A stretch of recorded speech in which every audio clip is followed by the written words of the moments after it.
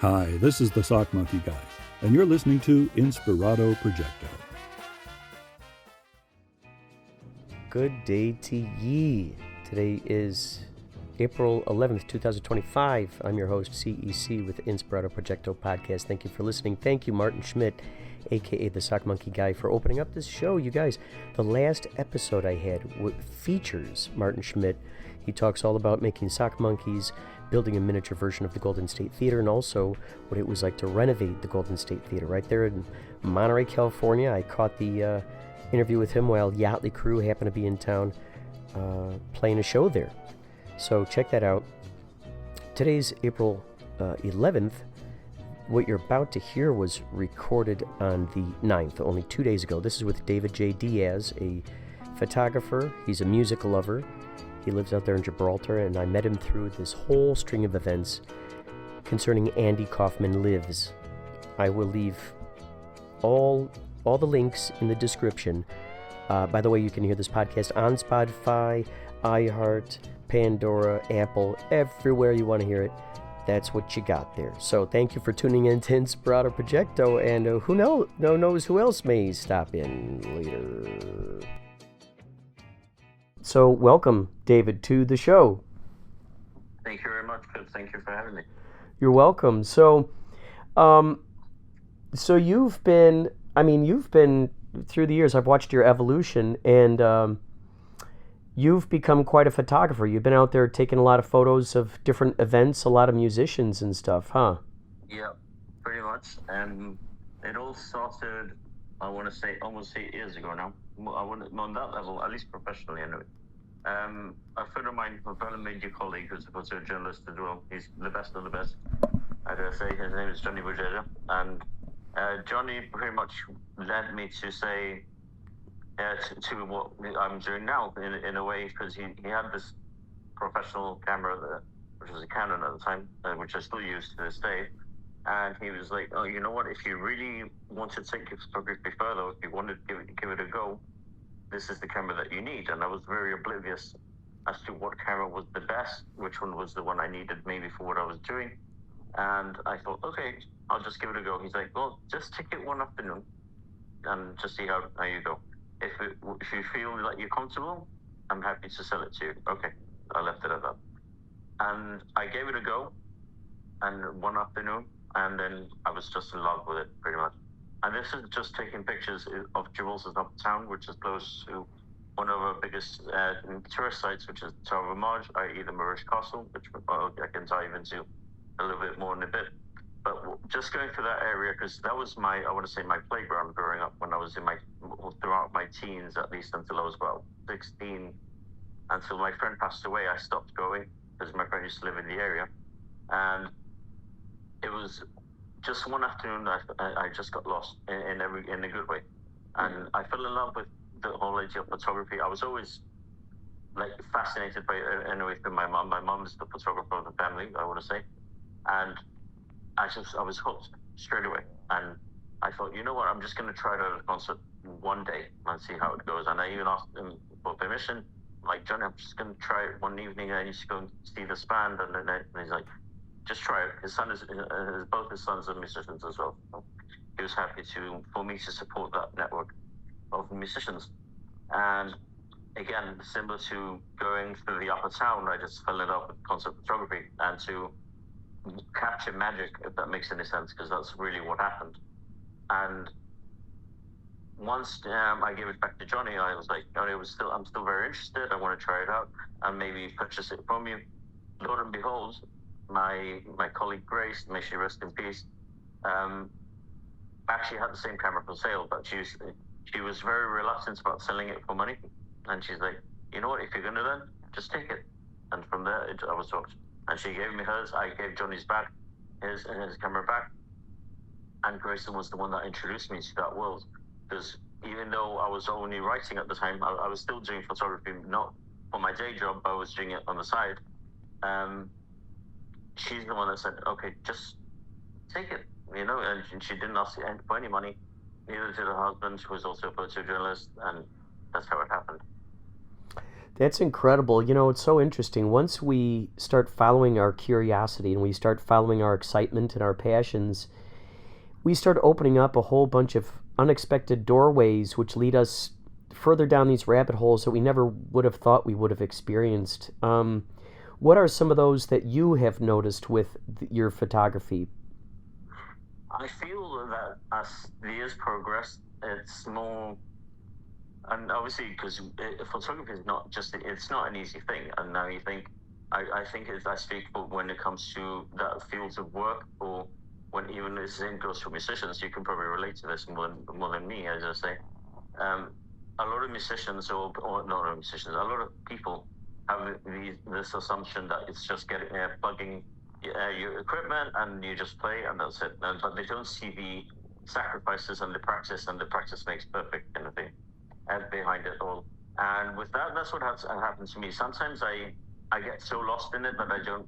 Obviously, I want to say photographers critique. I see a lot of photographers, and I sometimes you do check the pictures that you've taken in between a song or in particular, but sometimes I don't actually do that. I just snap away, maybe take 10 and just hope for the best, and then of the same I want to say stance and look, and the same song, maybe even of the same musician, and then I move on to the bassist, and then to the drummer. Drummer's always harder to capture for obvious reasons, but I mean, you get lost in it.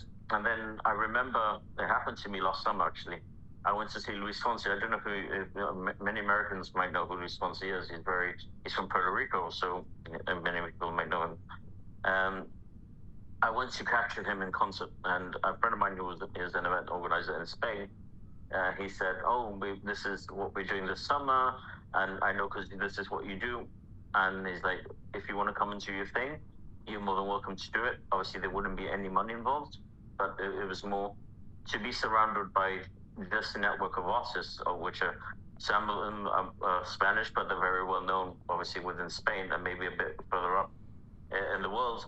But Luis Fonsi was international, so I thought maybe the ante would be higher in every sense of the word, because there is a rule. I don't know if it applies in the States. You might know this, because you can correct me if I'm wrong or if I'm right. There is a limit when you're a photojournalist at a concert where you can only take the first 3 songs. Oh, yeah. And for instance, so I don't know if I think that applies worldwide. It doesn't apply to every artist or band, but it didn't apply for someone as big as Luis Fonsi, which surprised me, really, if I'm honest with you. But I mean, I just snapped away. I was able to take my fiance and my son with me to the concert, which made it even more special. After it happened, and during even, obviously I'm working, but I can see my fiance and my son having a blast as well, which was the cherry on top. And when I looked at the pictures, I was blown away in every sense of the word. And I got that rabbit hole, like you mentioned, because you get so lost, and sometimes it's your own worst enemy, because you're like thinking, oh, maybe I should have captured this, or maybe I should have not taken it in black and white, or, but it happens, but I think the rabbit hole, more than anything that exists, is that you get lost in that world and in that avenue. Well, and it's exciting too, because so many times, as I'm sure you've noticed, you're snapping away, and you're in the magic of the moment. There's no way to stand on the outside of it as an over analyzing observer. You're just in that moment. You're snapping away. And then later on, that's where you find the gold nuggets, huh? You start going, wait a second, I didn't realize that was hanging out back there, or this was going on over here, or look at the way that the lighting is hitting this in that particular fashion. I mean, I'm a sucker for monochrome photography, for example, and there is, I want to say, because concept photography, I think, is perfect for black and white. And when it's captured and it's beautifully captured, you see the lighting, and if the lighting is perfect, you can get some really golden nuggets, like you rightly said. And it happens, and you sometimes, because you're so focused on the subject, like whether it's a guitarist or the vocalist or anything, any musician on the stage, when you sometimes don't realize that maybe they're making I want to say, a gesture to, maybe they've got their wife or their husband in the front row, or a friend or anything, and they make those gestures, and you capture them, and you're like, oh, this is when he said, oh, when he was, I want to say, flirting with the crowd, if that makes any sense. It's beautiful to capture, because at the end of the day, you have to realize they're also people. They also relish that buzz. I think you can relate to it more than I can. I still get it. I'm not a musician per se, even though I've grown up with a musical family, which we'll get into in a bit. But I mean, I still get excited whenever I see local artists that I know before, especially the ones that I absolutely love. And I get blown away, And there's this Spanish band, for example. This is the totally off subject, but last summer, there's this nearby town called San Roque, and in San Roque they have this festival every year, in the summertime, and it's free to the public, and they always try to bring the best of the best in Spanish music from whether the past or the present. And last summer, coincidentally, they brought three which I absolutely love. And one of them, who actually my brother knew through Facebook, because he's actually from a nearby town. I remember telling my brother, we went, obviously, we did my thing, and I was the only photographer there, which was the bonus, as I say.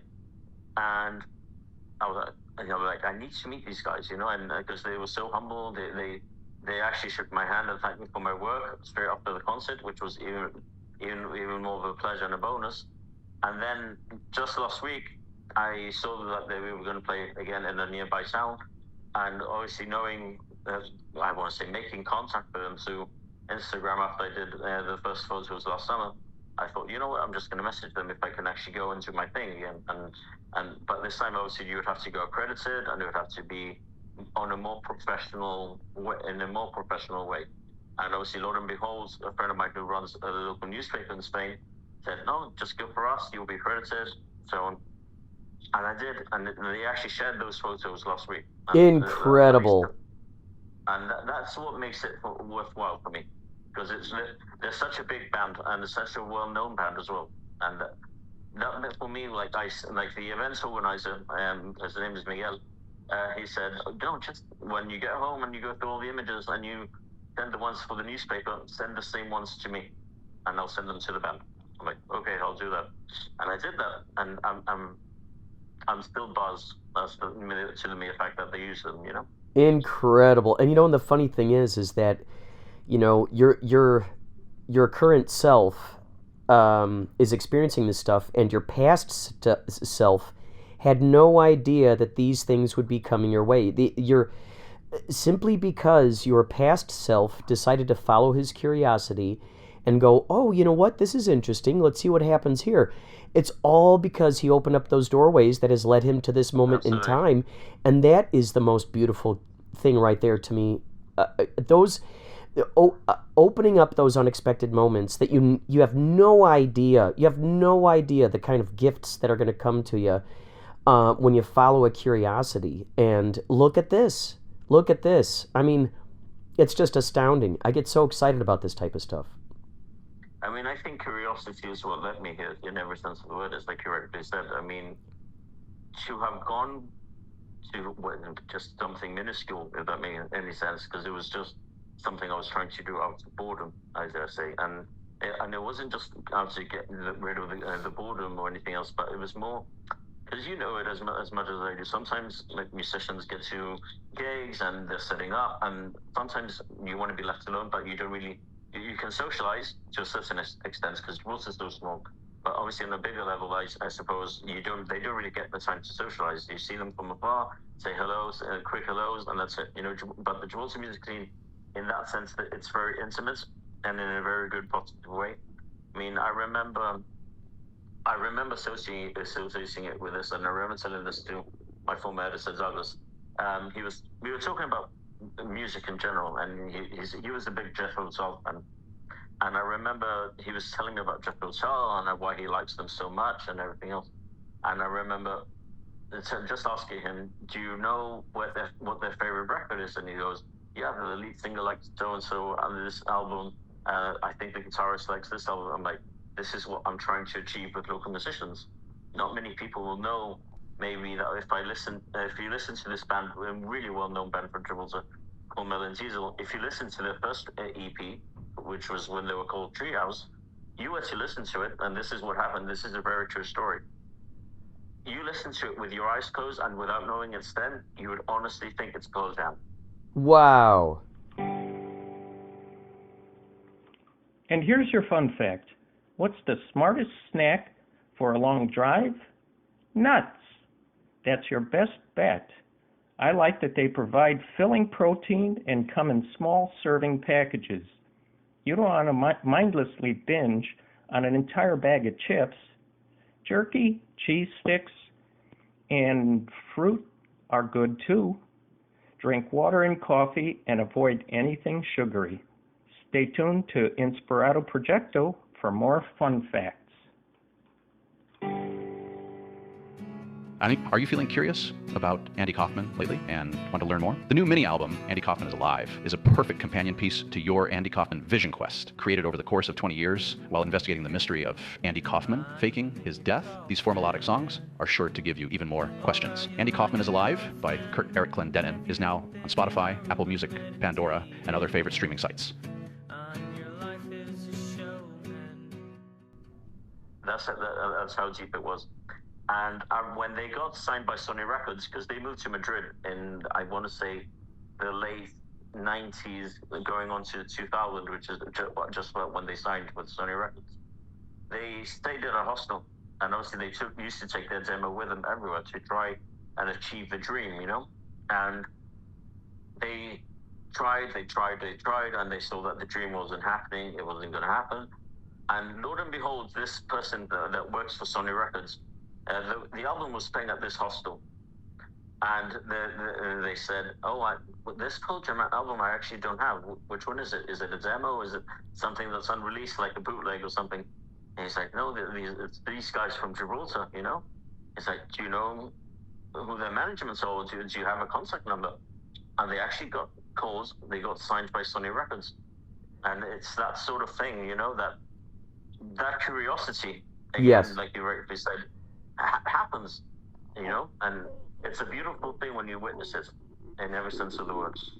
Well, it really is, because I think you find a reflection of yourself when you see that happening in others, and I think that is the mark of an empathic person and someone who wants to see great things happen to others just as much as they want to see happen to themselves. And one of the things that excites me about you getting, into photography is that you've always had this love for music. As long as I've known you, you have had this passion to try to uplift all of the musicians in your town and shine a spotlight on them and kind of be the megaphone, be the carnival barker for the world to these musicians and letting everybody know, hey, look at these guys.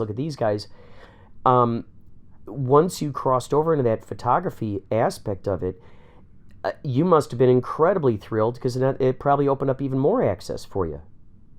I mean, it wasn't just about the access. I think, because you know it as well as I do, the reporting side and writing about it is fun. And I'm actually writing 2 album reviews of these 2 local musicians right now, and I'll send them the links to one of them too. And he's actually my best friend's older brother, for example, and he's launched his 7th album just this week. And I remember he did this song. It's very Leonard Cohen oriented. It's very like troubadour stuff. Mm-hmm. But I mean, and I remember just that avenue, and I remember because I was supposed to go to his album launch this week, and unfortunately I wasn't able to make it. But I mean, I just told him a few weeks ago, like before the album's out, I'd love to review it, and it's going to feature on an upcoming magazine. But I mean, it's those avenues, even without photography, it's more, I want to say, like everyone tells me, like I remember it was a bit of a tip and a bit of a backlash that I got, but it was a positive one where I was able to confront what it had happened. And I remember someone came up to me and I received this album from this local artist in advance, and I remember publishing it and just saying thank you so and so for sending me this album in advance, and it will be featured in a upcoming edition of the book Panorama, which is where I used to work before. And they're like, "Oh, I can't believe you already got it." I'm like, "You must be. You're so lucky." I'm like, "It's not even lucky. It's the sense of trust. It's not even a perk. It's a sense of trust. You being trusted to listen to this product, give it your honest opinion, and then not only give it your honest opinion, any little word or any big word that you may use in that review is going to be uplifting in every sense of the word. And that's what you have to, I tried, or I've tried to achieve since all this started. I think that's fantastic. I think it's, you know, a lot of times that's the accidental or unexpected byproduct of uplifting others and you know, shining the light on their talents, their skills. And what's interesting is, if it were done from the other perspective, if it were done from the perspective of, oh, I'm going to try to get something out of this, or, oh, maybe these people will like me, or, oh, maybe this will make me climb higher, those, it takes a lot more energy to do that kind of stuff, and it has a shorter shelf life than it does when you simply lead from the curiosity, from the, you know what, I just like spending time with these people, I like this music, I want to highlight it. We never know how that stuff is going to loop back around. It's like Johnny Appleseed. You know, you're planting these seeds. You have no idea how it's going to grow for you in the future. And it's amazing when you can look back on that breadcrumb trail, or how those dominoes fell, and you go, oh my gosh, had I not said yes to this, had I not opened this door, had I not tried that, I would not be here now talking about this thing. That stuff just fascinates me. Yeah, I totally agree. I mean, I think it's more, I think the story is, it's very simple, you know, and it's something that I dare say is a misconception in a lot of ways. But obviously when this venture started, and obviously people have always seen me at gigs, you know, regardless of what was my career, what is my career. But I mean, I remember speaking to someone, I can't even remember who it was. If the person ends up listening to this, he's going to kill me or she's going to kill me, but I can't remember who it was. And I remember they were asking me about just local music in general. And I remember just telling them, look, it's not even about me coming to see this band, which I'll tell you how, well, I want to say that the light was ignited, but before I finish the story. And I remember just telling them how it started, and it's because my dad's a musician, my cousin's a musician, my uncle was a musician, so that network of, I want to say, the musicians of yesteryear to the ones that to present day know me through that. That's the network. That's where it happens. That's what people don't know. But I remember the spark was ignited, and may he rest in peace from wherever he's listening to this. He'll probably relish this, and he'll probably love this. But my friends, we went to college, which is literally about 10 minutes away from my house. And I wasn't a psychology student, but my friends were. And my friend's psychology teacher was the one that said, what are you guys doing this weekend, to my friends? And like, my friends were, oh, we're probably just going to go out, you know, hang out and just chill, pretty much like what you do when you're 16, 17. And he's like, oh, well, you should go and check out Rock on the Rock. And in my mind, I knew what Rock on the Rock was, because it used to be a cafeteria in the center of town, but since then it had moved literally across from the college. I'm like, oh, okay, so what shall we do? Let's just go and check it out. Okay, so we did.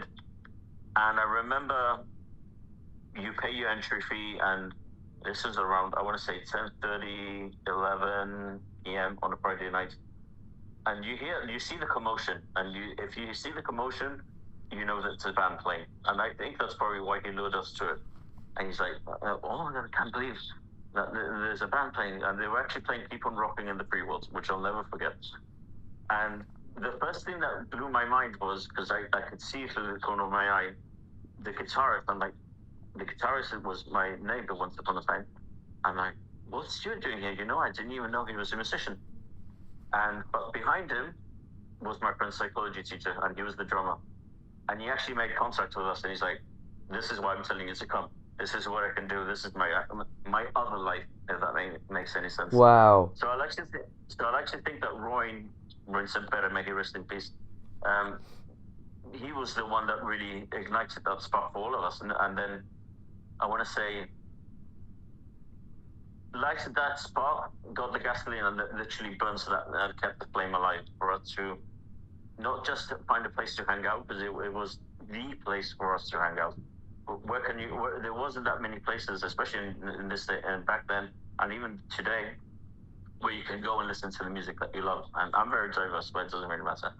But to other people who want to listen to rock music or metal or anything else, you couldn't really go anywhere except Rock on the Rock. And there was no labels. Everyone was there for the same motive. Just listen to music and to listen to the music that you love, and the bands, obviously. But it's still, that's what I think that's where everything started, in every sense of the word. So, Ryan, wherever you are, he's the one to thank. I love that. You're continuing along with that initial spirit that he provided with you, and he's always with you as you go through these experiences.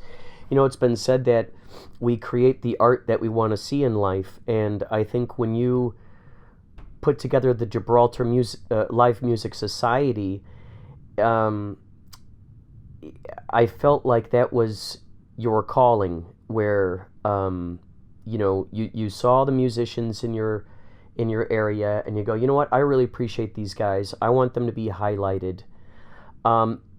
When you started the Gibraltar Live Music Society, because I saw this thing on YouTube where I think it was like 15 or 20 minutes, and it was before, I don't know if it was the music festival or something, but you were saying that your partners, like you're with your brother, your fiance, you have just a small group of people who are helping you out with this.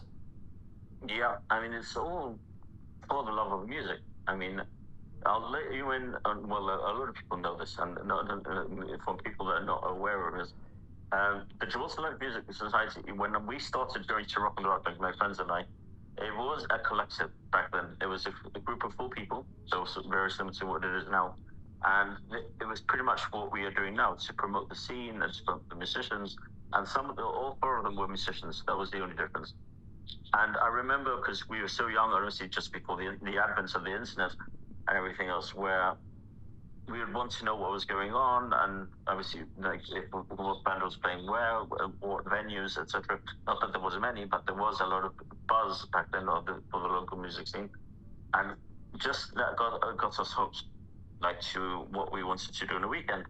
And back in 2015, almost 10 years ago now, we thought the same thing. I thought to myself, me and my friend Isaac, we thought, we should try and just bring this back to, or maybe something similar to what it used to be, where it's not even about promoting the gigs, but cover them to the very best of our abilities, and actually have the podcast on there and everything else. We spoke to the previous front runners, Jonathan, Alex, Jason, and Stephen, and they gave us their blessing, and that was it.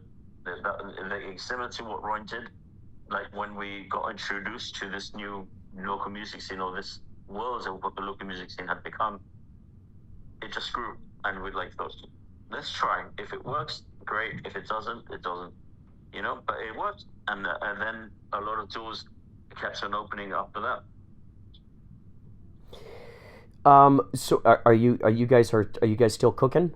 Is the Gibraltar Live Music Society still around, and you guys still doing stuff? I mean, it's still active. I mean, but right now we're more limited because of for various reasons. But the most important thing is because we focus at least on one event a year, and we've established the Gibraltar Music Hall of Fame to give thanks to the musicians of yesteryear. Wow. To do that, because at the end of the day, even though the Gibraltar music scene is very small, I mean, there isn't many people, or musicians rather, who have done X, Y, and Z, not just on an international level, but some of them have done it on a local level.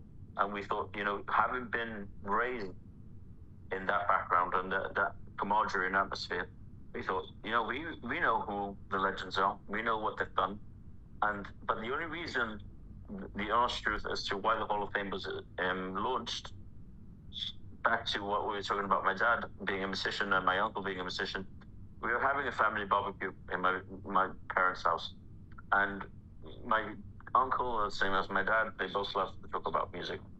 And we were just talking, and my uncle just said, "Oh, I remember when I saw Francisco Arana, who was this very, really, really, really good saxophonist." And he's like, "I remember the first time I saw him, it was in this place called Romano's. Romano's doesn't even exist anymore, but this is where I saw him for the first time."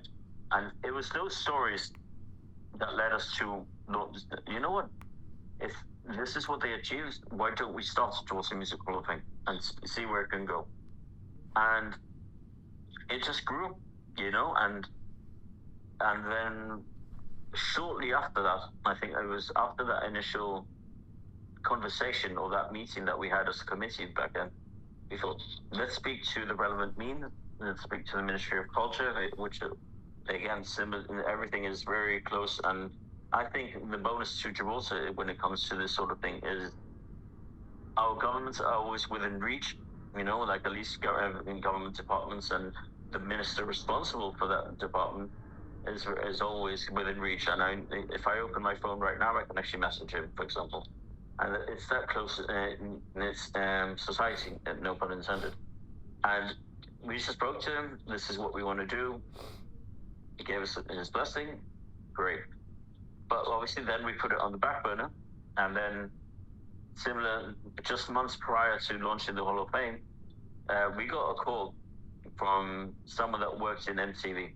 And because MTV from 2017 to 2019 were the producers of our annual music festival. Incredible. And this is the conversation was very short and sweet, if that makes any sense, but it was very unique. And now I think about it now, and it was very unique because of how it happened. And I just remember getting a follow on Twitter, X now, and I remember just seeing it, and he's like, "Oh, bro, it's Richard Coram," and he was there at the press conference when they announced that MTV was taking over the festival, and I was there to cover it for work. So, and I didn't really get to talk to him. I spoke to his colleague, Mark Swift, and Mark was just curious as to what I was doing or what I was planning to do. I'm like, "No, I work for the Gibraltar Panorama, and I'm just going to cover this press conference. I will do a Q&A after." And I asked questions about local bands during the press conference itself. But the email was, the DM rather, was, "Dear Mr. Diaz, and we just want to talk to you about local bands because we've been told you're the person to talk to." Awesome. And I'm like, "Okay, so what do you mean? What do you want to talk about? Do you want to know what the local scene is like? Do you want to get local bands to perform at the festival?" And that was the initial question. But then I got a very thorough email back, and it was more, "Okay, this is what we want you to do, the X, Y, and Z." I'm like, "Okay, if this is going to work, and if you want it to work, I'm going to go and scout the talent as to who I feel should be performing at the festival. Not just me, obviously my committee as well. But I went I want to say from April 2017 till about, say, mid-June, because then I went away for 2 weeks in June 2017. But just in that period, I was out every weekend scouting the talent just to see what they were doing and what they were cooking. And I made the representation and I presented it to them. And I did that for 2 years. And it was the most rewarding thing I've ever done. Because then it's not just you taking my word for it. Obviously, you need to put your money where the money where your mouth is, and say, you can be biased, because you can be, which it happens all the time. And you can say, "Okay, this band will sound great, but maybe to them it doesn't sound great." I'm like, "No, this is so-and-so, this is what they've done. This guy's got maybe 4 or 5 albums out, and he's had a storied career. He just has his club." That's the approach that we had, at least. Wow, man, that is so fascinating. When you started this stuff, you had no idea that your future self would be, combining forces with MTV. I mean, that's just astounding. Hi, it's Mickey Dolenz here. You're listening to Inspirado Projecto. It was incredible. It was the most rewarding thing came later, and it was more in September 2017, just after the festival. We knew about it off the record, obviously, but we didn't really divulge or anything. But we were told we want to do this event in London with Gibraltar bands. And I thought to myself, okay, you want to do it like a showcase, and maybe Lord knows where that could end up. And I'm like, okay, so what's going to happen? How's it going to work? He's like, well, we've already chosen 2 bands, but we want you guys to decide the other 2. And we didn't even think about it. We just thought, okay, these guys deserve to go. Straight away, we told these 2 bands, and we spoke to them on the phone, and that was it.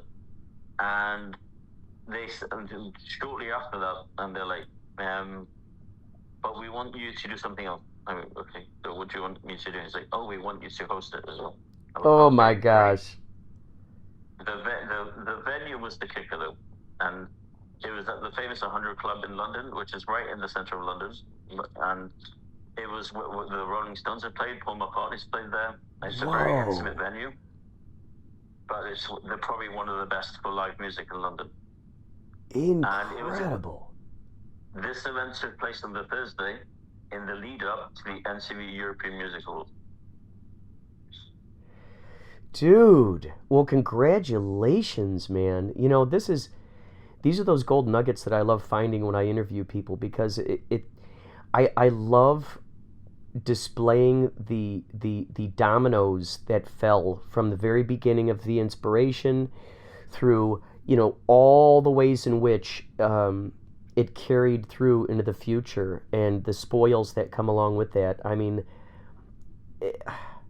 it just goes to show us, like, even if there's something unseen, even if there's something that is not completely obviously apparent right there in front of us, just by simply following our calling, following the curiosity and the inspiration, there are good things waiting around the corner. Those are the gifts. Those are the prizes that we get for playing the game, so to speak. And I just love it. It's so fascinating. Now, speaking of which, that is what led you and I into actually meeting in the first place. If it wasn't for my curiosity in Andy Kaufman, if it wasn't for your curiosity in Andy Kaufman, we wouldn't be speaking here today. Absolutely. And that unto itself is another, you know, very, very fascinating idea. Now, okay, so what really first inspired you to start, you know, looking up Andy Kaufman, or even where it went off on your radar, where you go, wait a second, did he fake his death? Let me look a little closer into this. It was more, I want to say, this happened shortly, I think it was shortly after I had watched Man in the Moon. And when I remember watching him from Hollywood when I was in the States, and I was actually in California for that Christmas. And this was late 98 going on to 99. And I remember just shortly after that, when I got back, just researching on Andy. But I didn't really dive into the whole phenomenon, because I don't think it was known at that time. I don't even remember, but it was more diving into it after Man on the Moon. This was in mid-2000, because the movie took a long time to get to Europe. And I remember, obviously, DVDs becoming so advanced at the time, and obviously due to the fact that they were released earlier in the States as opposed to when they were released here. I remember my 2 friends, Michael and Jonathan, went to see it at the cinema, at the movie theater, and I didn't go, and my brother didn't go either. I was young, I was 11. My brother and his 2 friends, Michael and Jonathan, would always make it a point to go to watch the movies and everything else.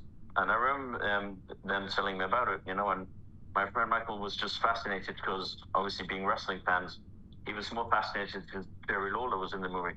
Mm-hmm. And that wasn't really what drew me to the movie in the first place. And then after I watched the movie, I don't know how many times, and then being the incident, being curious, being 11, and I just remember writing Andy Kaufman on what was Yahoo search at the time. And I remember coming across, I think it was a JV Net site. I correct me if I'm wrong. Oh yeah.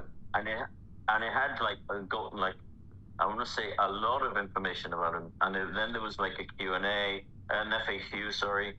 And there was a lot of things, you know. But there was nothing about him faking his death. At least I hadn't come across Andy Kaufman Lives yet at that point. Mm-hmm. But And then fast forward to 2004, which is, I think it was prior to the House of Blues event, that I had found Andy Kaufman Lives. And I remember just reading on it, and that they were going to host this event, that it was 10 years at the time, it was 2020, after he had passed away, that it was like a welcome back party for him, because they said that he had said if he had done it, he would come back 20 years later, which he told Bob, he told Lynn, and a few other people, as we all know. And I remember just looking at the pictures, and I kept thinking, but where's Andy in the pictures? He's not even there. But then this, I think it was a blog spot, it was the blog about the Walmart tour. Oh, yes. And it was like, what's real and what isn't? And I even remember to this day that it even appeared on Yahoo News as the real fake. That's how much I remember. And I'm like, is it real? I mean, but there's not really any pictures, no proof. So if there's no pictures or proof, you're not going to believe that Andy was really there, or that he did come back. But then obviously it was squashed, and it was all a rumor. It was not real, and it was like, okay, it's disappointing. But the rabbit hole and the intriguing thoughts just stayed at the back of my mind. Like, what if he did really do it? And then it just led to, like we all know to this day, this enormous rabbit hole that seems to never end of information as to how he did it and why he did it. So when you came across AndyKaufmanLives.com, did you notice, because I think when I first came across it, I would go back to the site and I would periodically look at it, and I would notice that it would change. It would evolve, and it would, there would be secret websites attached to that website. So you'd be like AndyKaufmanLives.com/Enrique, for instance, or AndyKaufmanLives.com/VIP. Were you also coming across those?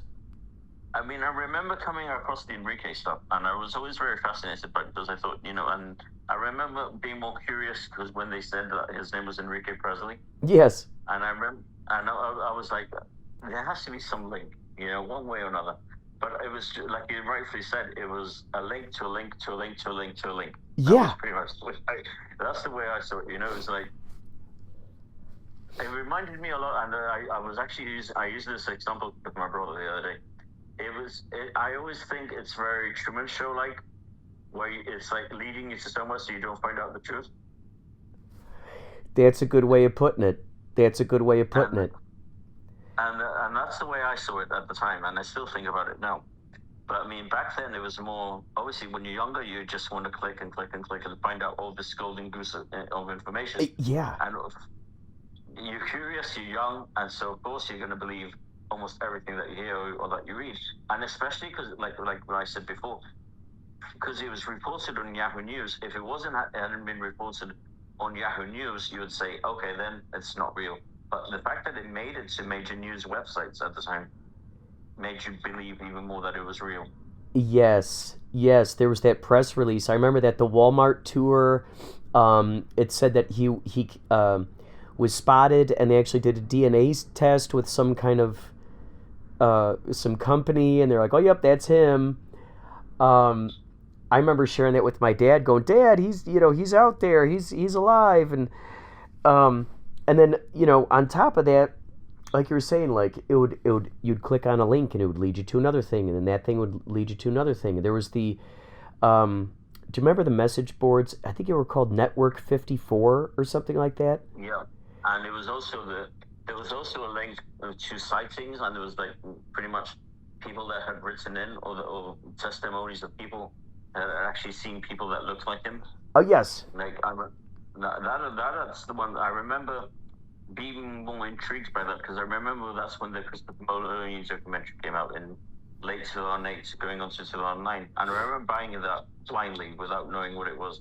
And I actually still think to this day it's a very good documentary as well. And I always got fascinated by it because I remember the fact that it was the first real thing that really dived into the whole phenomenon about him faking his death and asking the hard questions, if that makes any sense. Yeah. As to how it was done. And I'm like thinking, you know what? Maybe there is more to this. And this is when I met Frank Nora, or I came across Frank Norrell. I wasn't even on Twitter then. I remember just finding him on Facebook or finding him through YouTube or something. I don't even remember how I came across Frank, but I mean, to this day, it's something I'm very thankful for. But back then, I just remember being very oblivious or very naive when he did that interview as well, which he mentioned in his interview with you, with Andy Kaufman, which when obviously the voice was dubbed, and it's like anybody can do that. You know, it could be, is it real? Is it not? And it just led to me to believe that maybe not everything I read was true, pretty much. Yeah, I remember. Oh my gosh, I remember. Yeah, when that interview came out, and there was like a voice modulator or something on there, right? Yeah. I mean, I just remember it being very odd, and I just thought, you know, if he's got nothing to hide, why is he dubbing his voice? You know, that's what I thought at the back of my mind. But it happened, you know, and it was very believable. And then obviously we found out what the true story was a few maybe months later, maybe weeks later, as to how it happened and what it really was behind the voice, you know, and the whole Stephen Maddox thing, and which I find more fascinating to this day now for obvious reasons. Yeah, because I mean, and you know, and he's still going on Twitter and all these, you know, he's like reawakening these various X accounts, and now that there's the Grok AI thing on there, now he's going just crazy with that and all the imagery. I mean, it's quite fascinating to see how it unfolds, and you know, Frank and I were talking about this, how it's the commitment to this that makes me believe that Andy Kaufman actually did fake his death. Because if someone was just trying to simply pull the wool over on our eyes, you'd think that someone would run out of energy if it was just a prank. Like, oh yeah, okay, yeah, this is fun, let's just do this. What truly is someone getting out of just playing this prank for so long? There's got to be some. I just feel like there's just this deep-seated truth in this thing. Do you find yourself kind of waffling back and forth between that? Yeah, I mean, I think it's more like Lynn mentions it in the documentary, which we'll dive into as well in a little bit. I mean, in the documentary, Lynn says, and no, not Lynn, Bob Pagani mentions it in the documentary. What a commitment to the bit, you know, if it's really true. And I think that's what really grabbed me, and it still grabs me even before I watched the documentary, that it's that commitment to try and keep it alive if it is true, you know, and to remember all these little details as well is not easy. Oh yeah. I mean, imagine if you're entrusted with this sacred information, and it's like, look, you and a very small amount of people know this information, and these other people just aren't really doing the greatest job in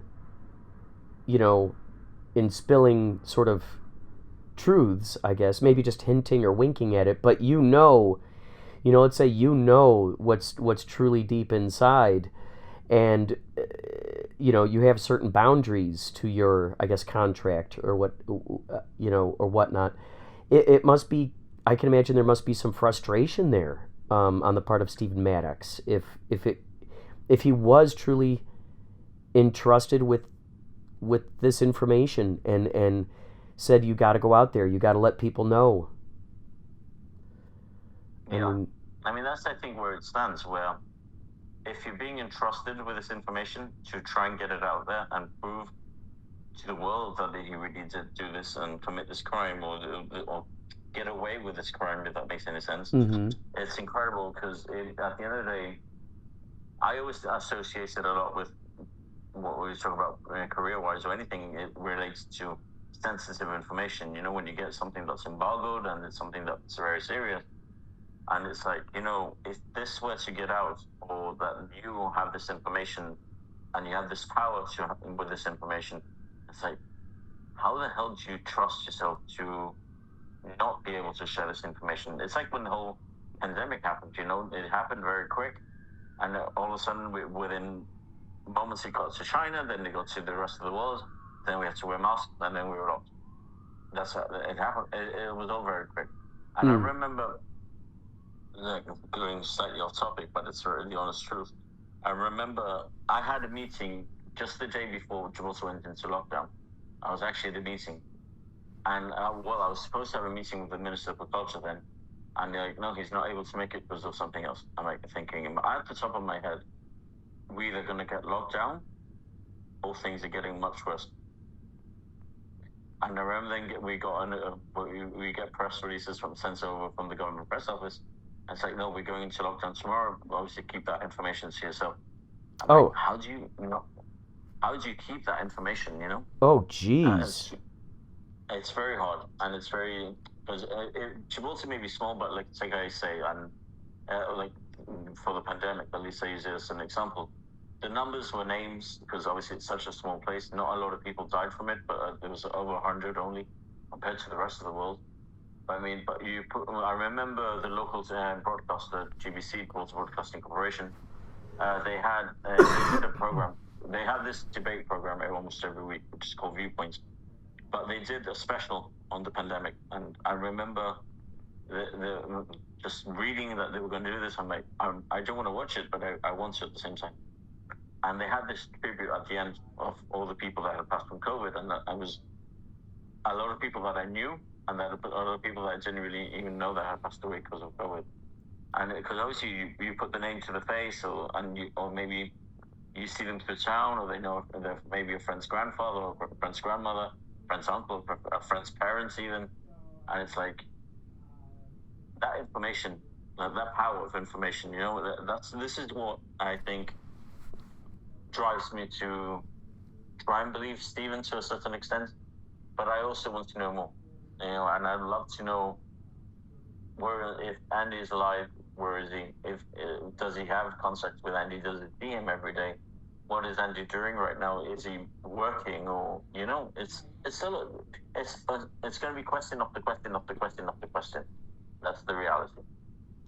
Well, and the thing too, I frequently think about this. Well, a few different things. Number one, I think about what if Andy Kaufman actually has wanted people to find him, where it's this hide and seek thing where, he's giving clues through Stephen, and he's hiding things in different comment sections of different message boards or websites, and he actually is like, okay, who's daring enough to find these clues? I didn't mean to leave you there on a cliffhanger, folks, with J Diaz. However, I figured I'd split this up into 2 parts. I can guarantee you the second part is going to be very Andy Kaufman heavy. I wanted the first part to focus on the other passions and talents that David has before we got cooking on Andy Kaufman business. So that just means if you want to hear about that, you can tune in to the next episodic of Inspirado Projecto featuring David J Diaz. I'm going to put links to the references he made. I'm going to put those into the description of the comments section. Thank you again, Martin Schmidt, for lending your voice. Yes, check out Andy Kaufman Is Alive. That is my new mini concept album, 4-song EP, created over the course of 20 years. I think you'll get a kick out of it, especially if you've recently seen the documentary Thank You Very Much. Now your juices might be flowing. If you want to go down even further mysteries, check out @the Andy Kaufman on Twitter. He's out there doing some interesting stuff. So keep your ears peeled, folks, for the next episodic with David J Diaz. I hope to see you this upcoming weekend with Yachtly Crew. We're going to be out there in what town is this? By the way, today is the 11th of April. We're already in April. Isn't that crazy? 2025. We're going to be at the Porterville, California Eagle Mountain Casino, Saturday the 12th. So, hope to see you there. Eagle Mountain Casino with Yachtly Crew. Take care, everybody. And keep those Inspirados flowing, okay? Keep your eyeballs peeled for the synchronicities. I am your host, CEC. Take care.